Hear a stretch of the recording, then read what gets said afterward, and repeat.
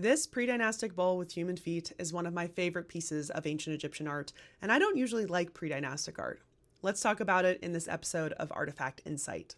This bowl with human feet is at the Metropolitan Museum of Art, and it dates somewhere to the late Naqada I or Naqada II periods, approximately 3700 to 3450 BCE. So yes, it is older than the pyramids. It is a red polished ware, and unfortunately, we don't know where it was originally found, as it was purchased by the Metropolitan Museum of Art in Luxor in 1910. Because we don't have its original provenience, not much is known about this type of pottery, but this style does seem to appear multiple times throughout the predynastic period, and you can see another example of it here, but it is particularly rare. Simple round bowl tips slightly forward as it's sort of offering you its contents, and it has this beautiful slightly polished surface, which some ancient Egyptian pottery doesn't even have to have any of that shiny glaze on the outside.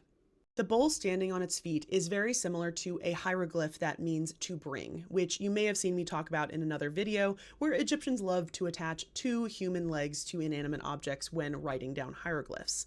There is a possibility that these vessels were placed above a tomb to allow for living relatives of a deceased person to give them offerings, or this could have held offerings to a particular deity inside of a household shrine.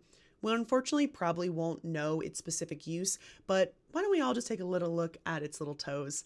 Also, if anybody knows where to get a replica of this, which I know the Metropolitan Museum of Art has sold in the past, hit me up because I want it very, very badly.